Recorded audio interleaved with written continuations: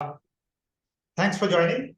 Let me introduce myself. My name is Sohan Sahu. I take care of operations, regulatory, and technology side. We are basically a private limited company registered in Mumbai. We have R&D offices, one in Bangalore and one in Bremen, Germany. Basically, we are a device manufacturer for infertility solution. So currently, we have two products in the market. One is the self-insemination kit named VConceive, and the other is the sperm washing centrifuge and robots. So अगर हम sperm washing की बात कर रहे हैं और basically ART procedure की बात कर रहे हैं, जैसे कि आईयूआई, आईवीएफ, इक्सी वगैरह, तो यहाँ पे स्पर्म वॉशिंग की जरूरत होती है. तो स्पर्म वॉशिंग अगर हम देखेंगे एट प्रेजेंट तीन मेथड्स है जो कि मोस्टली चलन में है: सिंपल वॉश, स्विम अप और डेंसिटी ग्रेडियंट. अब ये कौन सा मेथड करना है दो चीजों पे डिपेंड करता है. एक कि स्पर्म की क्वालिटी कैसी है, और दूसरा हम प्रोसीजर क्या करने वाले हैं, जैसे कि आईयूआई, आईवीएफ और इक्सी. तो जैसे मैं इक्सी की बात करूं तो इक्सी में we just need few sperms, ideally we just need one. तो वहां पे मैं कोई भी मेथड करूंगा तो मुझे जो रिक्वायर्ड नंबर ऑफ स्पर्म्स है वो मिल जाएगा. बट देन अगर मैं आईयूआई की बात करूं तो आईयूआई में हमें मैक्सिमम नंबर ऑफ स्पर्म्स चाहिए. एंड इफ देयर अगर स्पर्म की क्वालिटी ठीक नहीं है, if it is not normal, then definitely we need density gradient method. और in fact in many clinics who know how to do density gradient, वहां पे लोग एज अ डिफॉल्ट मेथड भी यूज करते हैं, because among this three density gradient gives highest recovery, Okay. Maximum recovery. So but then density gradient actually एक difficult procedure है, time taking procedure है, और स्किल्ड हैंड चाहिए. मतलब anyone can not do it. Yes. आपको density gradient करना है तो आपको ट्रेनिंग की जरूरत पड़ेगी, प्रैक्टिस की जरूरत पड़ेगी. पर ये सब के बावजूद ये बहुत ज्यादा टाइम टेकिंग प्रोसेस है. बट जब हम स्पर्म वॉशिंग की बात कर रहे हैं, आईयूआई की बात कर रहे हैं, या कोई प्रोसीजर की बात कर रहे हैं, तो हमें टाइम लिमिटेड है, क्योंकि सैंपल कलेक्ट करने के बाद 20 से 25 मिनट हमें उसको रूम टेम्परेचर पे छोड़ना पड़ता है ताकि वो लिक्विफाई हो जाए. बेसिकली मतलब इट बिकम्स थिनर, पतला हो जाता है. Then only we can process it. Immediately sample लेने के बाद हम उसको प्रोसेस नहीं कर सकते हैं. तो 20-25 minutes already gone.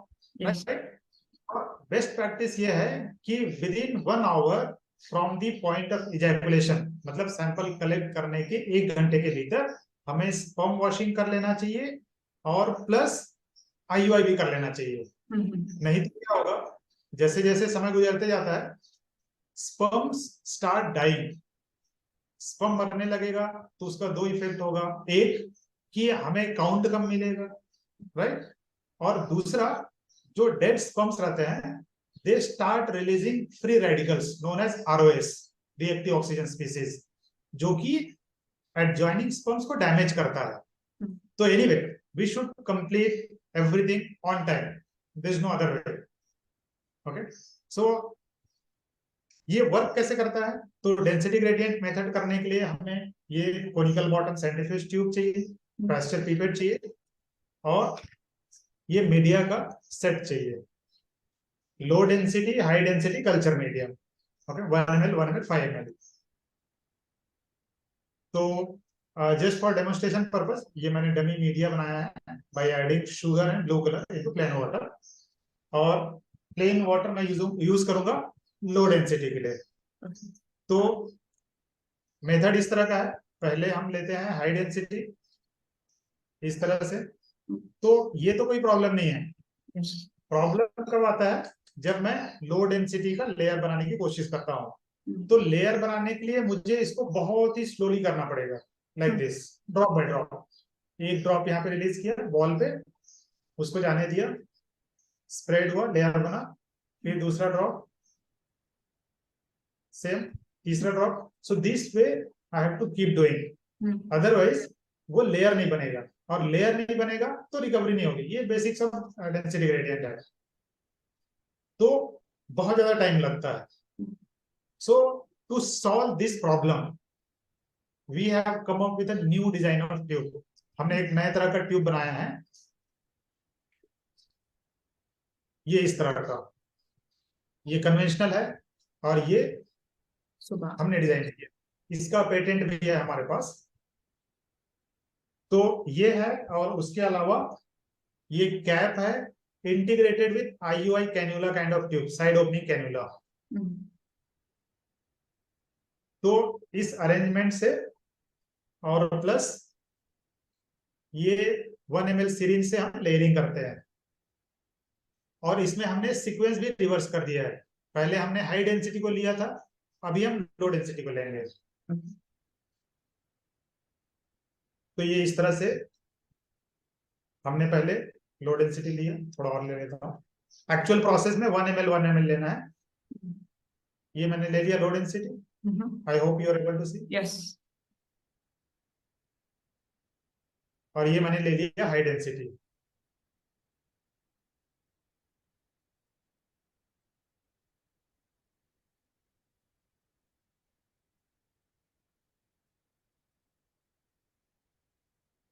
I see the change.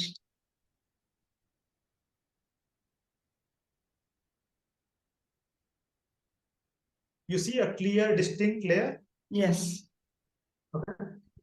यही अगर मैं इसमें करने जाऊंगा, तो मैंने ये बताया था कि अगर हमें लेयर हमें चाहिए तो हमें स्लोली ड्रॉप बाय ड्रॉप करना पड़ेगा। इसी को अगर मैं फास्ट करूंगा तो क्या होगा, मतलब इवन विथ नॉर्मल स्पीड, अगर मैंने इसको इस तरह से अगर छोड़ दिया तो क्या होगा, वो जाके मिक्स हो जाएगा सिंपली, इस तरह से जाके मिक्स हो जाएगा और लेयर नहीं बनेगा। Yes. ये प्रॉब्लम है। तो जैसा कि देख सकते हैं हमारे मेथड में बहुत ही इजीली, क्विकली और एक्यूरेटली लेयर बन गया है, और ये पॉसिबल है इस डिजाइन से, और वो जो अंदर ट्यूब है उसकी वजह से। एक्चुअली उसके दो ओपनिंग है साइड में, तो ये रेस्ट्रिक्टेड डिजाइन की वजह से even if I give input of turbulent flow, it converts into laminar flow. तो इस वजह से वो मिक्स नहीं होता है, और वो लो डेंसिटी मीडिया को ऊपर उठा देता है। इस वजह से लेयरिंग पॉसिबल है। और ये इस तरह से प्रोसीजर करना, इसके लिए कोई बहुत मतलब स्किल की जरूरत ही नहीं है। I can do, you can do, और anyone without training, he or she will get the same result. It is not dependent upon operator. Okay, so इस तरह से मैंने मीडिया का लेयरिंग कर लिया। अब ये कैप का काम इतना ही था, अभी मैंने कैप हटा देना है। तो इस तरह से मैंने कैप हटा दिया। अब मुझे लेना है लिक्विफाइड सीमेंट। तो लिक्विफाइड सीमेंट हम लेते हैं पास्चर पिपेट से ही, सो दैट बीइंग विस्कस। तो उसको मैं नॉर्मल स्पीड से वॉल पे रिलीज कर देता हूँ। इसको ड्रॉप बाय ड्रॉप करने की जरूरत नहीं है। तो इसको इस तरह से मैंने रिलीज कर दिया, और उसके बाद फिर ये मेरा प्रिपरेशन, या सो दिस वे ये प्रिपरेशन हो गया। ओके, उसके बाद आता है मेरा मशीन। सो सेंट्रीफ्यूज मशीन तो ऑलरेडी मार्केट पे अवेलेबल है सालों से। तो वो जो सेंट्रीफ्यूज अवेलेबल है, those are actually general purpose centrifuge which we use for processing blood, urine, semen, or for that matter any mixture of fluid. Special purpose sperm washing centrifuge है। Special purpose मतलब कि ये WHO guideline के हिसाब से बनाया गया है, डिजाइन किया गया है। और प्लस व्हेन आई से WHO गाइडलाइन, मतलब इसमें बेसिकली सेंट्रीफ्यूगल फोर्स RCF वो इंपॉर्टेंट है, जी वैल्यू, क्योंकि हम लाइव स्पर्म को हैंडल कर रहे हैं, तो एक लिमिट के बाद ज्यादा हम फोर्स नहीं लगा सकते। ज्यादा फोर्स लगाएंगे तो स्पर्म डैमेज होगा। तो इसीलिए WHO ने एक गाइडलाइन दिया हुआ है। तो ये उसको फॉलो करते हुए ये मशीन डिजाइन किया गया है, और ये डेंसिटी ग्रेडियंट मेथड पे काम करता है। अंदर से इस तरह से दिखता है, इसको फिक्स रोटर टाइप डिजाइन बोलते हैं। इस मशीन में 1 वॉश एट अ टाइम हो सकता है। प्रैक्टिकली हम 2 भी कर सकते हैं, दोनों साइड में हम सैंपल रखकर। तो एक तरफ मैंने ये सैंपल वाला ट्यूब रखा, और दूसरे साइड में बैलेंसर ट्यूब जिसमें पानी रहेगा। तो ये हो गया। उसके बाद फिर हमने ये कवर लगा दिया, लॉक कर दिया। यहाँ से पावर सप्लाई रहेगा अडेप्टर के थ्रू, और उसके बाद फिर इसमें हमने अलग अलग तरह का सैंपल को प्रोसेस करके एक पैरामीटर कंक्लूड किया है और उसको हमने इसमें फीड कर दिया है, प्रोग्राम कर दिया है, जिससे हमें हाईएस्ट रिकवरी मिलता है। तो ऑलरेडी ये प्री प्रोग्राम्ड है, तो अब हमें बस बटन दबाना है, कुछ सिलेक्ट वगैरह करने की जरूरत नहीं है, सिर्फ बटन दबाना है। बटन दबाएंगे, स्पेसिफाइड आरपीएम, स्पेसिफाइड टाइम तक चलेगा और वो टाइम है 10 मिनट्स। 10 ऑटोमेटिकली मशीन रुक जाएगा।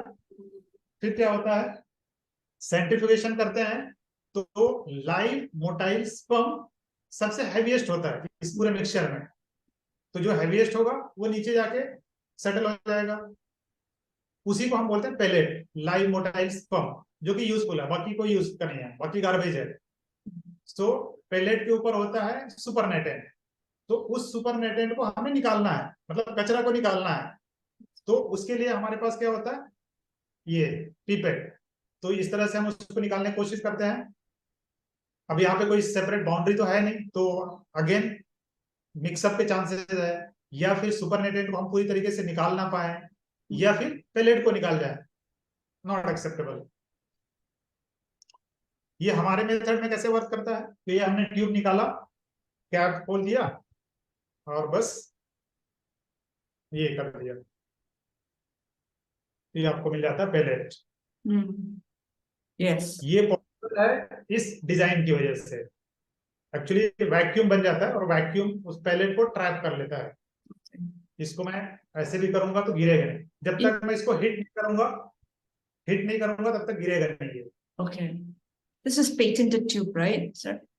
This is patented tube. तो ये डेंसिटी ग्रेडियंट 2 स्टेप का प्रोसेस होता है। स्टेप 1 हो गया। स्टेप 2 के लिए 1 ml कल्चर मीडियम लेंगे, ये कल्चर मीडियम 1 ml मिक्स करेंगे, उसके फिर मशीन पे डाल देंगे। दूसरे साइड जो ट्यूब है उसमें वाटर का लेवल को मैच कर देंगे, उसके फिर कवर लगा दिया, लॉक कर दिया और बटन दबाना है। Okay. अब बटन दबाएंगे तो सिर्फ 5 मिनट चलेगा। 5 मिनट के बाद ऑटोमेटिक बंद हो जाएगा। फिर वापस ये रिपीट करना है, टेक इट आउट, सुपरनेटेंट को हटा दो, उसके बाद फिर फाइनल पेलेट मिल गया, जो कि हम आईयूआई में यूज करेंगे।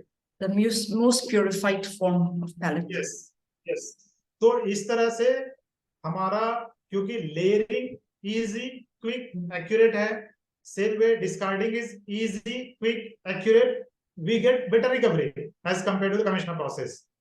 इवन हमारे पास थर्ड पार्टी वैलिडेशन भी है जो ये क्लेम करता है कि हमारा प्रोसेस एटलीस्ट 20% हायर रिकवरी देता है as compare to conventional process. Okay. So this is how it works. So it's not just higher yield, but also more user-friendly. Yes, it's a user-friendly.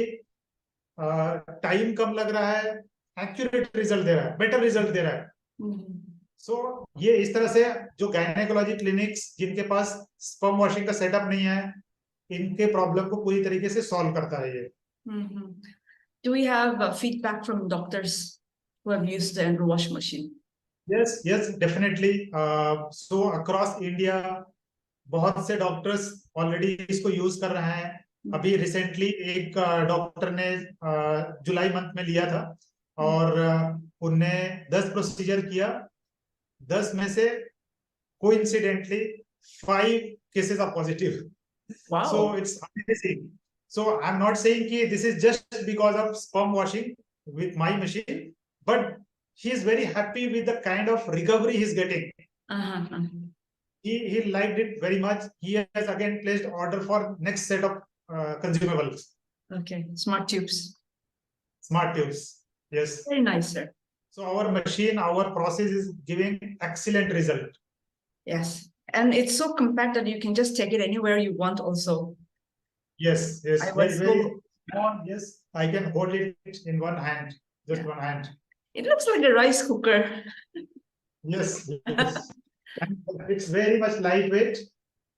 Yeah, the way you are holding it is. Yes. Yeah. Well, this has been insightful. Okay, thank you so much. All right. Then. Okay. Have a good day. Bye. Bye. Bye.